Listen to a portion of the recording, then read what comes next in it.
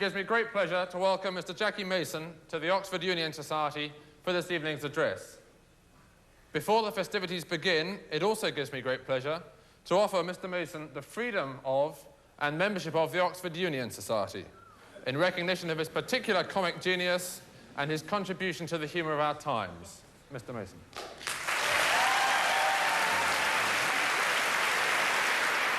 Mr. Jackie Mason. Thank you, thank you. Thank you, thank you. Could you hear me well? Good.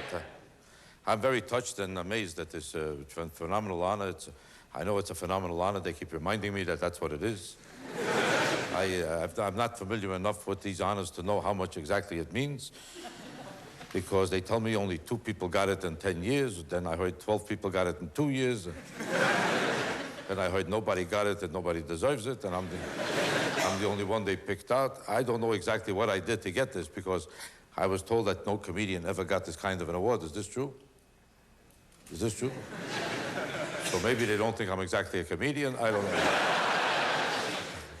I don't know what the exact story is on this whole situation, but I'm very honored to be here because I know this is a hallowed institution, although nobody here ever looked like they could afford a jacket, a suit,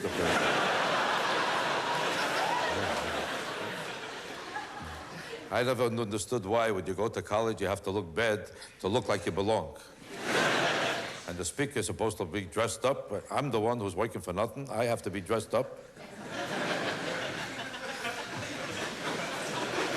I could never understand it. Ordinarily, when you go to perform any place, the audience is all dressed up because it's a special occasion. Here, because it's a college, you're not supposed to be looking too good. Because if, God forbid, you wear a tie, it's out. So in order to look like you belong, you have to look like each other, which is as bad as possible. And I respect it, because I know this is an institution, and you have to respect whatever the institutional system is. Now the question is, why am I here? I don't know. Ordinarily, I get $60,000 to do a show. Here I'm working for nothing. They told me I'm working for nothing because it's an honor to be here.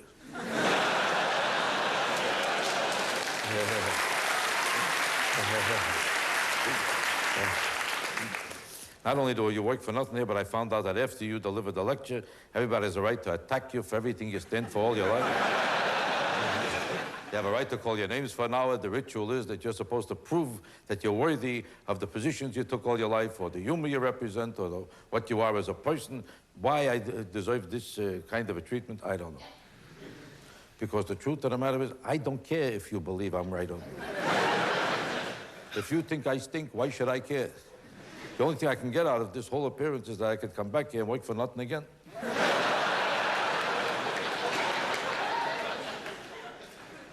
Is that all I have to look forward to? Now I'm supposed to deliver a lecture here for 45 minutes. About what? About everything that I represent as a comedian. I don't know exactly what the subject matter should be, because all my life I tell jokes. But they told me, don't tell jokes here, because they want to know more about you. What it is about me, they want to know, except for the fact that I tell jokes, I don't know.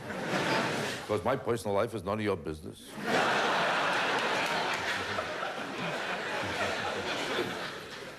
I don't go from house to house asking you what happened in your career. But this is a hallowed institution. You're supposed to go along with the system. Now, the system is that I talk for 45 minutes. Let me tell you what I would like to talk to you about. What I'd like to talk to you about is why it is that I became such a hit in this country, because ordinarily, comedians who come here from the United States stink here in about 10 minutes. And most of your comedians from England who've gone to America stink in 10 minutes, too. There's some subtle difference in somehow the way people refer to their attitudes, their culture, the world they live in, that somehow is different between here and the United States. So when you ask people, what is that difference? Why does a comedian usually not go over here if he's such a sensation there, and vice versa? This is a very interesting question. And you want me to tell you the truth? I don't know. And I have no idea why my career started to become a hit here, because for 30 years in the United States, I got nowhere most of my life. I only became a star in the United States about 4 or 5 years ago after struggling with a career that was getting absolutely nowhere. I represent the Jew who was always too Jewish to be in show business. And the people who decided that I don't belong in show business are the Jews. But Jews have a big problem with me, because Jews spend their whole life trying to prove they're not Jewish. Sounding Jewish doesn't sound good. You're not supposed to even look Jewish. You're allowed to be Jewish and be proud that you're Jewish, but you're not supposed to look it. Every Jew tells you, I'm proud to be Jewish. Then they spend their whole life cutting off their names, their noses, cutting off their... Every time you say hello to a Jew, you're talking to bandages for an hour and a half from both of them. Because Jews spend their whole life trying to avoid their identity. The worst crime you could commit to a Jewish girl is to tell her she actually looks Jewish. Tell a Gentile girl she looks Jewish, she doesn't know if it's a compliment or not. What do Jews look like? She's not sure. But if you tell a Jewish girl she looks Jewish, they'll wind up under a truck in a second. Every Jewish girl likes to think she looks a little Hawaiian, French, I look Italian, I look Spanish. I think I look German. Do you think I look Hawaiian? Do I look this? And if you tell her she looks Jewish, it's impossible. She's got nothing to live for. That's why to Jews, if you sound like an Italian, it's romantic. A Frenchman, sexy. As soon as you sound Jewish, after every show, there's always a woman who walks over to me and says, why do you have to talk like that? You don't have to talk.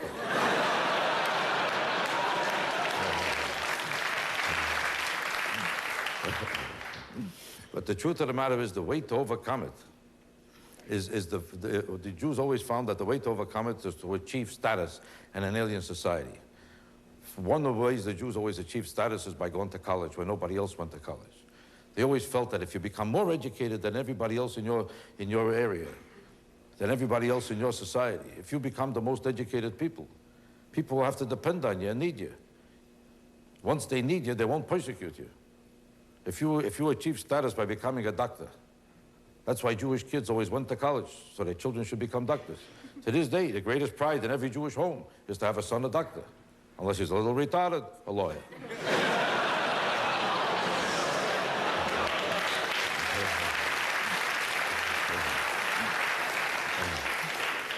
His mind don't work at all, an accountant. But they would prefer him to be a doctor. That's why in a Jewish family, it's always embarrassing if a son drives a truck. In a Gentile family, in the typical middle-class Gentile families, whether it's the United States or here, they're proud if their son drives a truck. He has an honest job, and they'll even tell you about the truck he drives. The parents will tell you, oh, my son drives some truck. This is the biggest truck you ever saw. It's got wheels on all sides, tons like anything. If a Jew has a son that's trying to, he hides in Philadelphia. You walk over to any Jew whose son drives a truck and he can't look you in the face. He's nauseous, embarrassed. He says, I wouldn't say he drives, he sits in a truck. I would say, no. How does it look? A truck is moving, there's nobody there, somebody has to be there, so in case. He's not really driving, he's controlling the truck. I'll always tell you the same thing. He's a controller in the trucking business.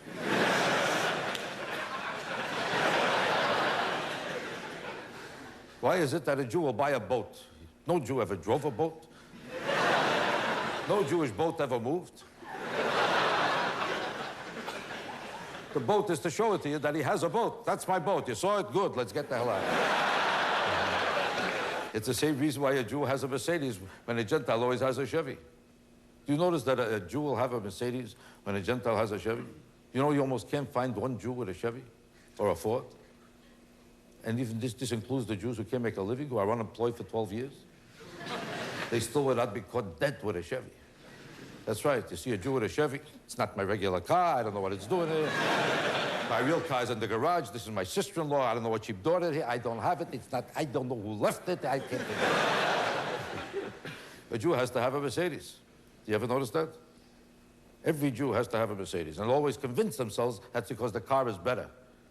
Like they're all experts, they're geniuses in construction of cars. Every Jew will tell you, oh, I don't believe, status symbols mean nothing to me. I have the Mercedes because of the engineering, He can't figure out how to turn on the radio, but he's an expert. He's an expert in engineering. Do you understand this? Huh?